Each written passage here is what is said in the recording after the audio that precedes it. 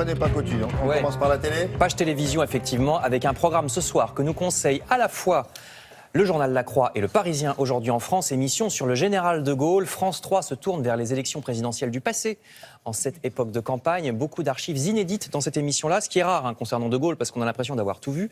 Flashback qui offre un recul instructif, écrit la journaliste du Parisien. La Ve République a été taillée par et pour de Gaulle, ce qui pose problème d'ailleurs. Est-ce que ses successeurs ont toujours été à la hauteur? Ou bien on peut le dire aussi dans l'autre sens, est-ce que la constitution gaulienne est toujours adaptée à la politique d'aujourd'hui? Donc des pistes de réflexion ce soir sur la 3 à 20h55, émission qui est suivie à 22h40 d'un autre documentaire sur la solitude au pouvoir des présidents de la République française en général. Donc article dans La Croix et le Parisien si vous voulez en savoir plus. Si au contraire vous voulez échapper à la politique, le Figaro consacre une grande page au célèbre violoncelliste Mstislav Rostropovitch.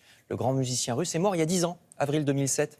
Alors le monde entier l'a découvert jouant lors de la chute du mur de Berlin, mais depuis des années, il soutenait les opposants politiques à l'URSS. D'ailleurs, il avait dû quitter l'URSS pour cette raison. Jusqu'à fin avril, vous pouvez voir au Théâtre des Champs-Élysées une exposition photo sur sa vie. Et aujourd'hui, il y a une journée spéciale sur France Musique, avec donc sa musique évidemment, mais beaucoup de témoignages aussi, et bien sûr un coffret de disques qui sort en ce moment. Voilà pour la musique.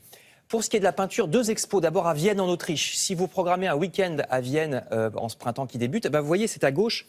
Le musée de l'Albertina à Vienne conseille, et le Figaro nous conseille, Egon Schiele, grande exposition sur ce génie expressionniste et provocateur, mort il y a presque 100 ans à Vienne en 1918, peintre qu'on trouvait bizarre à l'époque. C'est un style très torturé, vous le voyez, considéré aujourd'hui comme génial. Expo jusqu'à la mi-juin. Et puis à côté, vous voyez un article de La Croix. Ça, c'est une exposition à Marseille en ce moment.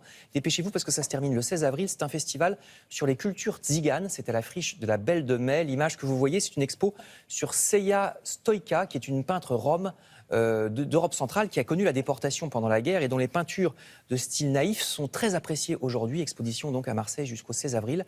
Et puis encore une exposition, cette fois à Paris. Le Louvre propose les somptueux tableaux, regardez, d'un artiste peu connu, Valentin de Boulogne. Vous voyez les clairs-obscurs façon Caravage. C'est pas un hasard, parce que il était inspiré par le Caravage, peintre classique donc du début du XVIIe, Valentin de Boulogne. Ça, c'est jusqu'au 22 mai au Louvre, et l'article est dans Libération. Enfin, je termine avec une polémique à propos de Paris, mais qui pourrait concerner la France entière, hélas, sur notre capacité à accueillir dignement les touristes, parce que Paris est sale. Les rues, les murs, les métros, les squares sont de vraies porcheries. On parle de plus en plus d'ailleurs de ce problème entre les rats, les poubelles qui débordent, les flaques douteuses un peu partout. Les Échos nous apprennent, article de droite, que l'opposition municipale gronde. Nous sommes de gros dégueulasses, disons-le clairement. J'ouvre toujours des grands yeux, vous savez, quand je vois les gens jeter un papier ou un paquet de cigarettes ou de gâteaux par terre, comme ça, tout est normal. Je parle même pas des mégots. Songez que la RATP, c'est l'article de gauche, vient seulement, nous dit le Parisien, de lancer des brigades de nettoyage pendant que les wagons roulent, parce que jusqu'ici, le métro n'était nettoyé qu'à l'arrêt.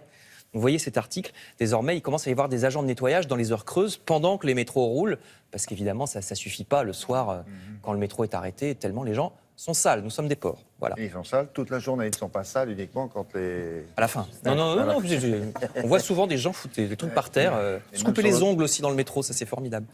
Extraordinaire. Ah si, j'ai déjà vu, c'est une horreur. Et alors là, le malheur, il va ramasser tout ça. Ah bah il balaye, il est élastique, ça fait de l'emploi, remarquez. Merci beaucoup.